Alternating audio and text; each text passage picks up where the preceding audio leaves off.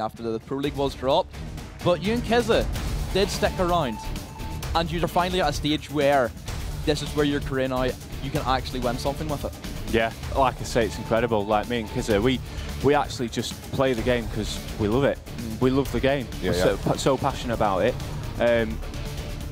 Like in year one, it was just a hobby, and then obviously with all the announcements of competition, stuff like that, give it a go. Give it a go. Yeah.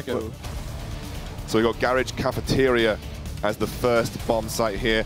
And we're actually going to say goodbye to Willow now. I think we're bringing on another member. We're going to have Havix coming in from Enix. Willow, it's been a pleasure, buddy. Yeah. Thank you so much for joining. I hope you enjoyed your first taste of commentary as well. Yeah, it's very nerve-wracking. You did absolutely fine. Yeah, you gave some great insight into the player, mentality, and I think that's kind of what people want to hear when they hear from a player. Yeah, definitely. So, thank you so much, buddy. Thank you very much. Right. Let's get on the road demo. What do we see here? We've got the operators, IQ, Blackbeard, Hibana, Buck, and Thermite coming through for Horizon. No surprises that we're going to see the Blackbeard coming through. And we have got the Vigil coming through, I assume, for Capone. So anything you noticed?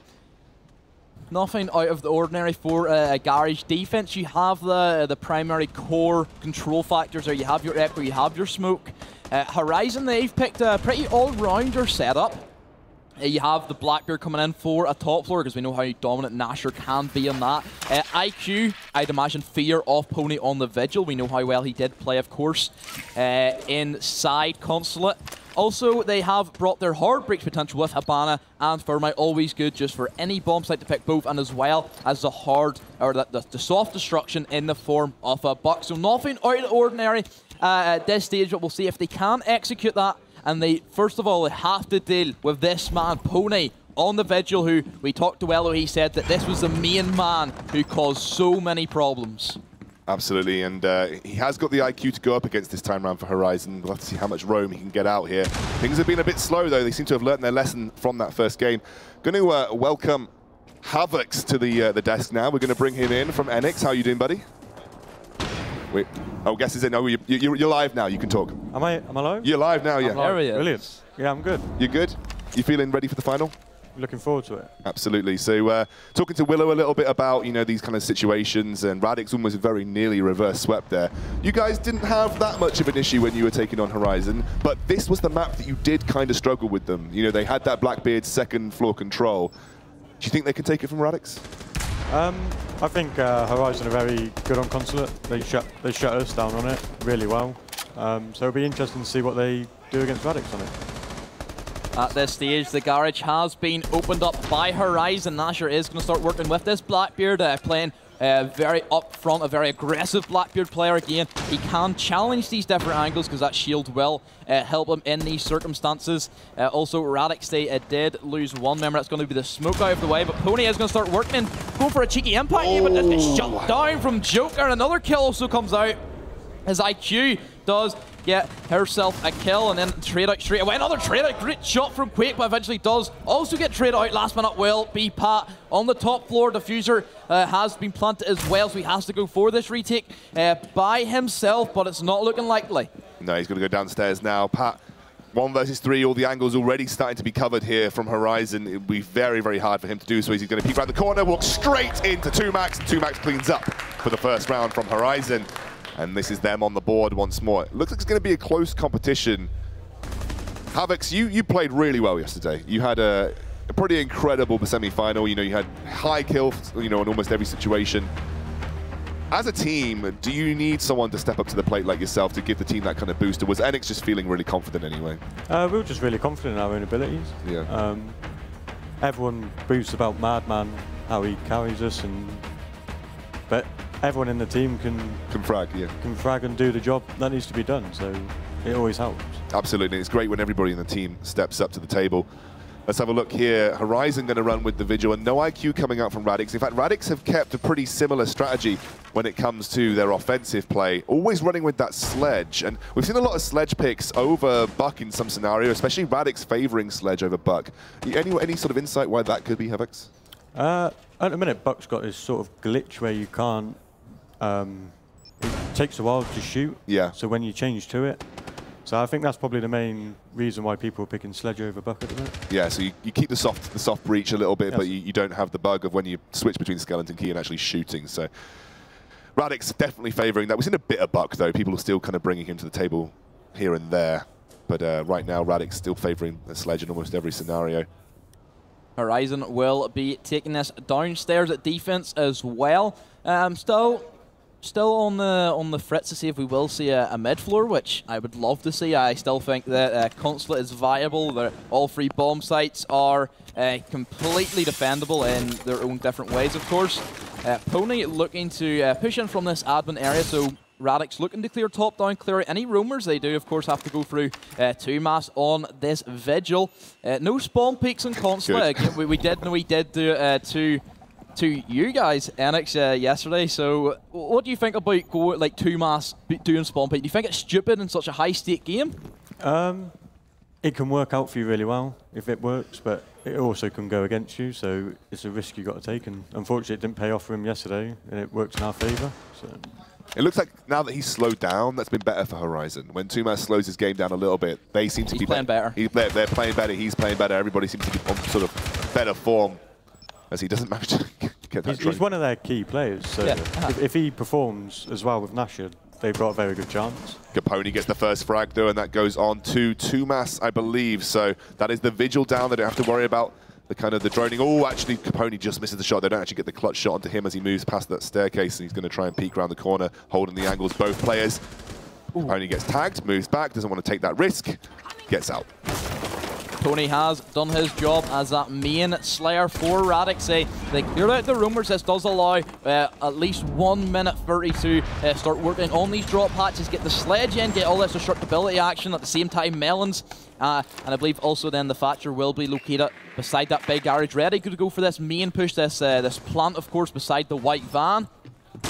Quake, or not Quake, Nasher is going to start to get droned out by Quake, as just a drone sent in is always going to help them, of course, just to check out where are these guys going to be situated in the anchor, as another kill is going to go in the way of Radix. And Capone specifically, who has been really stepping up to the table for his team. Hard breach goes out, and this is going to be the beginning of that assault. They're taking out the Pulse as well, so Pulse gone from that C4 play that can happen also down. And Radix definitely back. They're coming back fighting. They're coming back swinging. They're going to get 4 kills now, as they have just got to deal with the smoke. They see him as well. Pat now going for the gun skill battle. Fabia does take that kill. Oh. And 2max is actually bringing things a little bit back as Fabia goes down, rather. He's also going to get the kill onto Pat too, so he gets a 2-4. It is still a 1 versus 3 situation, however, so it's going to be big for Max if he can do it. Obviously, Smoke great in that short to medium range. Got one of the best guns with that SMG-11. He's just looking for peeks through these opened up floor spaces. And Sledge had done some work for him. Doesn't see anything at this stage. Whenever the diffuser does get planted, it is then the defenders who have to play as that attacking role and retake the bomb site. And then the attackers, all you have to do if the bomb gets planted is just hold an angle on the door you think the guy's going to run for. You know he's upstairs, just either hold the yellow, hold the hatch. As 2max is going to push in, does manage to get that. He actually didn't down it, he didn't even get a down on him. There we go, that's going to be the down, 2 down, but the time has run out. That will be Radix with an excellent attack. Good long hold there, and Radix able to hold their offense in that situation. And you have the plant down. You've got to go back and re-assault the site to take that. How do you switch mentality so quickly? Is you just sort of going to say, okay, right, we've got to think about what angles they're holding. You've got to start re-droning. I mean, what do you do in that situation? You just got to be aggressive. Yeah. I don't know if you saw yesterday, we had people jumping out of windows, and it's just hectic, but you've got to be aggressive with them because you've only got that certain period of time where they're still trying to set up for you to push back. Yeah. So if you're aggressive with them, they're surprised by it. You've got to rely on your gun skill a little bit. Just say if you take an angle fight and you peek each other, you've got to just trust that you're going to be the one to come out on top. Yeah, definitely. Yeah, absolutely. I mean, you guys were really good at it yesterday as well. But Radix, good hold. I mean, 2max has definitely been stepping up this season. I mean, like you said, you kind of, there were questions about 2max as a player, whether he was good enough, and everybody proving right now that they have a space in their team, and that's important for the team mentality, I guess, especially going forward. But Radix now on the board means it's not going to be quite the one-sided Consulate that maybe Horizon could have put it down to. This will be an upstairs defense. The first one off this map. Previously in the last 2 rounds, it was all garage defenses. Radix taking a castle, and also there's the pulse as well, so to have that destructibility factor from below. Mira, of course, is always going to be crucial. Horizon, looking just like the same standard lineup they did bring with the garage. Nasher is going to be, I'd imagine, going to them double windows and essentially wreaking havoc on the Radix defense. It's something that you guys on the side of Enix did have problems with, is Nasher on that double window. Nasher on that double window is a nightmare. Because they control yellow so well, it's just hard to get him off those windows unless you jump out of console, which Madman tried and think Joker traded him off. Yeah, So it is difficult to get him off those windows. He just does it so well. He's exactly where he's going right now. You guys even set up mirror defenses to try and deal with it, and he still managed to get those peaks and kills. So he's definitely a beast from France when it comes to that. The French beast when it comes to those double windows. That's what he calls himself, yeah. That's what I called him when it stuck. Oh wow, we've already got it down. 2max goes down to Capone. Capone again providing that initial frags. He does get traded by Tristan though. It's a really important trade for Horizon's defense because Capone was potentially about to start running wild. Or offense rather, because Capone was about to start running wild on that Jaeger. The trade really important there for Tristan. And now they're going to lose one of their big roaming players. Also on Horizon, out of all the members they could have lost there, it had, like, Buck was the one that they definitely did not want to lose, because Buck provides so much versatility on console. Again, it's a really destructible map, so Buck can get inside that piano area and just start ripping up from beneath all the attackers. Good pick from 2max pushing down, and it does manage to land them shots. And that does put the man advantage in the side of Horizon. So this yellow stairs push, I would imagine, will be coming soon. All 3 members of Radix will be located upstairs. Castle and also Mira ready for this assault. Nasher just playing this Overwatch position, ready to kill anybody coming out of that corridor area as well. As I'm sure the swing in from him and try and get onto that head glitch on that bomb, which is one of the strongest positions a Blackbeard player can have.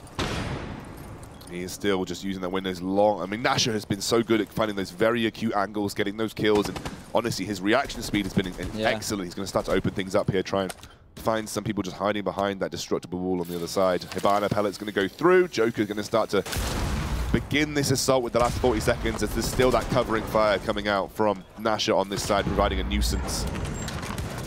Does catch a glimpse of the castle inside the connector. Doesn't manage to land any shots, however, but that yellow stairs push will be coming in. As there we go. Nasher does manage to get the pick. Possibly a bit of a stupid pick. Yeah, peek from the castle there, knowing that Nasher's a Blackbeard is just going to be sitting there waiting. He's not going to play aggressive on it because he does so good on them windows. He's been there the whole game. He's going to get potentially another one. Heavy tag down onto the mirror there. And Nash, I mean, you've got to find a way to deal with Nasher. You can't have a second sight go this way every single time because Nasher sits there on the window and you're unable to trade back. As now that is going to be 2max converting onto the mirror. It's simply going to be Fabia against 4. We have seen strange things, but stranger things do not often happen. And Fabia gets tagged from the back. And that is it. Radix lose another round and Horizon get onto the board. And 2max has been the player of Consulate so far. He's been incredible, but Nasher, double window hold. I mean, look, if we were to reflect on this, Havocs, how do we deal with Nasher in a double window hold? How do you get him off that and make a second sight a bit more defensible against Horizon? We tried putting a mirror in the connector. It didn't actually work for us because I couldn't actually rotate out the bomb because he opened up both sides of the mirror, out of the connector, sorry. So probably the only way you could do it is jump out of console, run out of garage.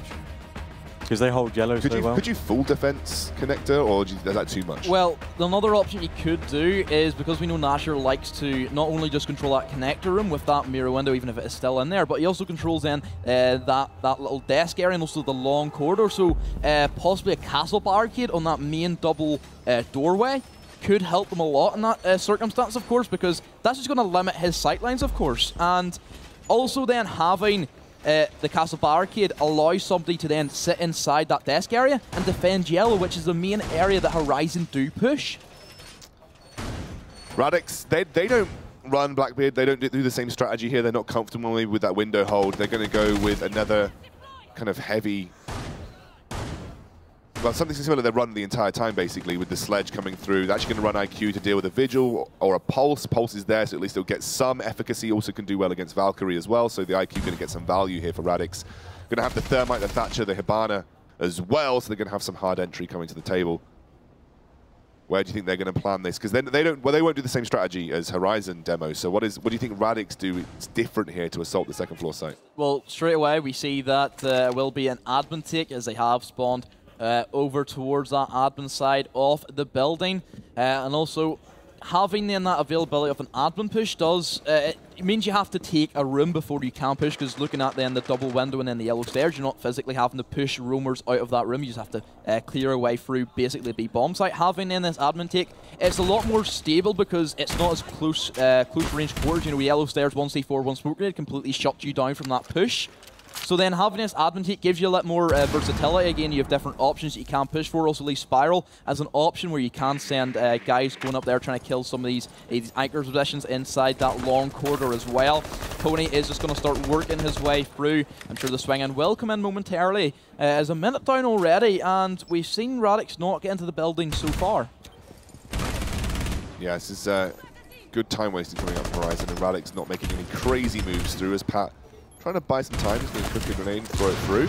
Will not get anybody out of it, but again, just trying to provide a much. He taps into the head, and that Tumas going down. The Ela drops to the floor. One of the roams from Horizon will be taken out. Nice convert there for Pat. He'd been holding that angle for quite some time, and now that gives Radix the opportunity to push through. As Capone now on Sledge going to start to try and move his way to try and again open up some of that space with the Sledge. Pat will be down, but I'm sure will get picked up momentarily. As you do see, his team will come down and aid him. Pulse also got downed inside that circle desk area, and will Horizon do the same, going for his downed teammate? T-Max was thinking about it, but it's going to be Joker who will be the person going to go for this revive, trying to keep these numbers as close together as they can. They don't want to be going down into a 5v3, especially with an admin push coming in. Joker is going to come in close engagements with the members of Radix. Shots go in, but Joker does lose them engagement. Fabia picking up a double kill for him. Yeah. As that will be the Pulse and Joker a dead. Valkyrie and Smoke, last two members up for Horizon. As that will be a 5v1, as all left is going to be Tumax. We said if anybody is going to try and clutch up in these situations like he previously did inside one of the first rounds of their defense, I don't think he's going to do it this time. Yeah, 1 versus 5 is probably a little bit of a big ask here for Joker. Sorry, for Tumax, and he likely won't be able to do so. They know where he is as well. The angle is going to be hard for him to find at this point, and they're going to make an aggressive move. Capone will convert. Radix will get this up to a 2-2. Yeah, Pony's been good, dude. Really, really good, and again, needs to be performing for the team. And Radix level this out. It's been a close affair. They have their own strategies. They say, okay, we don't need the Blackbeard strategy. We've got our own. Works perfectly fine. If you're going to reflect on that round as a player, Havix, what would you say? Like, Tumas, make sure he doesn't give away that kill early on. What really went wrong for the defense there from Horizon? They need to adapt quicker to their push into admin. They got into admin pretty quick, pretty easily. They need to put more focus on, if they're pushing admin, they need to focus more players over there. Yeah. Don't keep it compact and just keep them out as long as you can, because the longer time they're outside admin, the better it is for the defenders.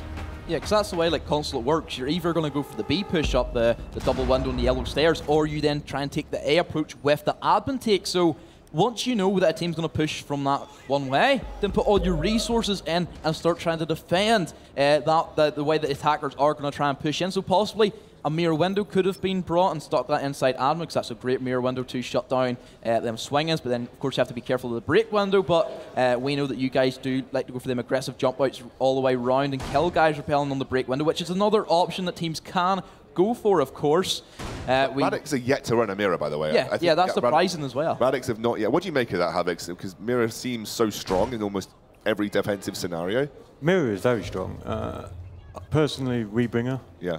We like mirror. It is surprising. Radix are quite an aggressive team. So heavy, yeah. They like the roam game.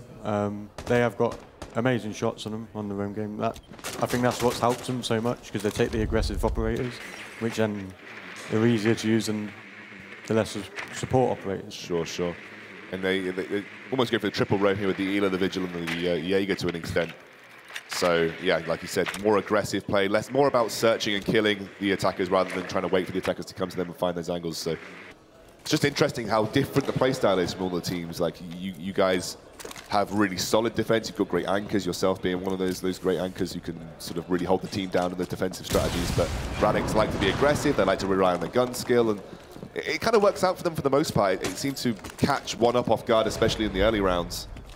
Radix always start really strong. Yeah. I've noticed they always start really strong. They beat us on, I can't remember what map, in the leading up to the coastline, I believe it was. They start really strong, and yesterday. Is it about working them out? Is it about working their strategy out and then figuring out how to counter it on the fly? Because they're not massive. This is their first season. Yeah. And coming into this, so not a lot of people know what to expect from them. They do. Wait a second. We'll finish that in a second because Nasha picks up 2 kills onto Fabia. Trades 1 though, Capone gets Joker, key member down from Radix, and trading 2 for 1 is definitely more than they maybe could have hoped for as Pat picks up 2 mass, so now down to a 3 versus 3, and Radix also taking a bit of damage on the side of their Echoes. So it's a 3 versus 3, but Nasha has got 2. They've still got that Blackbeard, which is I mean, they just can't deal with Nash's Blackbeard. No one seems to be able to deal with Nash's Blackbeard at the moment, and that's providing a bit of an issue.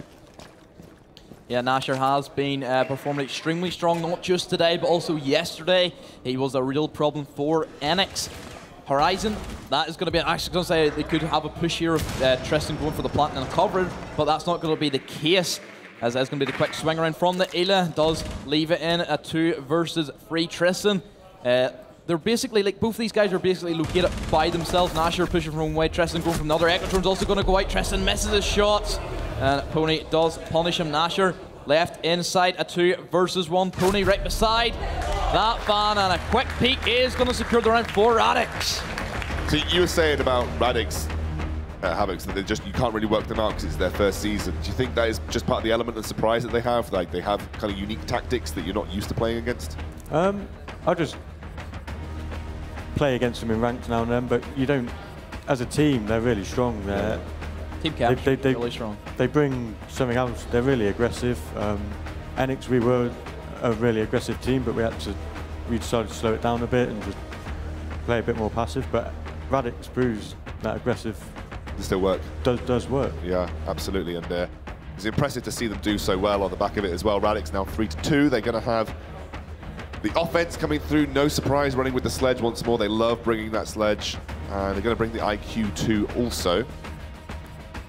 No Vigil for IQ to deal with, but still will get some work done regardless. And Radix's offensive strategy generally tends to be set in stone in terms of the operators that they choose. They have very little variance. They're always bringing sledge, seem to always bring Thatcher and Thermite to the table, and they switch out between Habana and Ash, depending.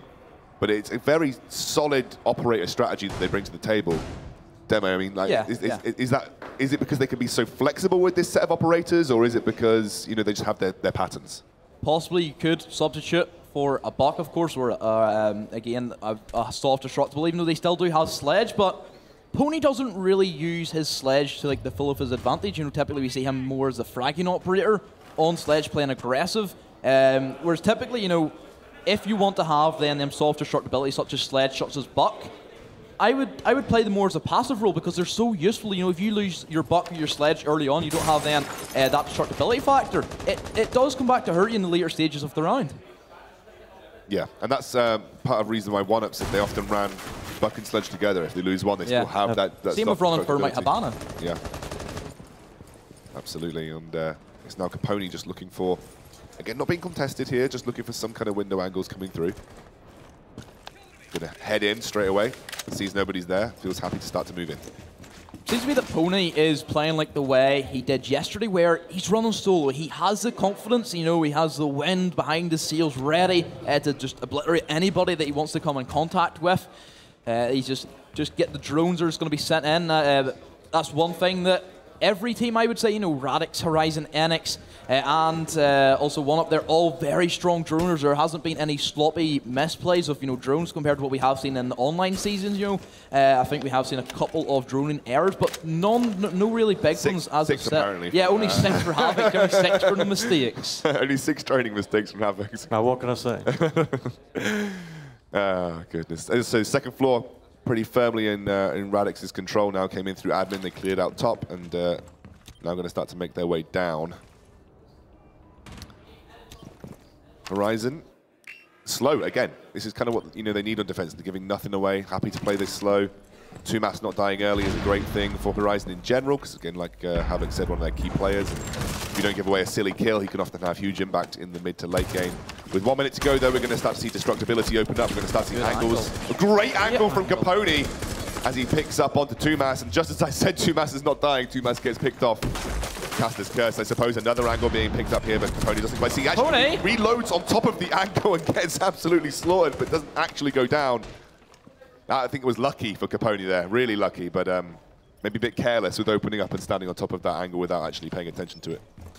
40 seconds, Radix, they of course do have control of this top floor as well as the yellow stairs that Pat is trying to put pressure on. Drop hatch as well inside the bathroom is an option. Eventually that wall has getting opened up as going to be the trade for Tristan onto Pat, and then it's going to be 2 for 1 as also Echo is going to get a kill himself, so it does leave Radix with a man disadvantage in this situation. Also, smoke grenades are going to be coming out, and let's not forget Nasher has this Echo drone ready to stop this plant, but it is going to get taken out. However, I believe it was on the yellow stairs, possibly Pony did manage to catch out. Defuse does go down. Tristan gets the kill, and the plant is going to go down. 4 versus 1. Pony versus Horizon. Can he just waste his time, clutch it up, just has to play his angles? I doubt it, as all members of Horizon will just be running out of every different angle. That is going to be the case. And Horizon do pull this back 3 rounds apiece. Just felt that Radix weren't keeping an eye on the time there. They were way too slow. Who TK2 there? It was Tristan, TK, Joker. But yeah, it just felt like they were far too slow on their angle in this sort of play there. They opened up those angles at top, above, basement, but just didn't really have any haste about them. Does that sometimes happen for players? I don't know if it happens to Enix sometimes. You're just so absorbed in trying to get peaks and get angles that you kind of forget the time. You're like, oh crap, I've got like 30 seconds to go until I can plant the bomb. It does happen a few times.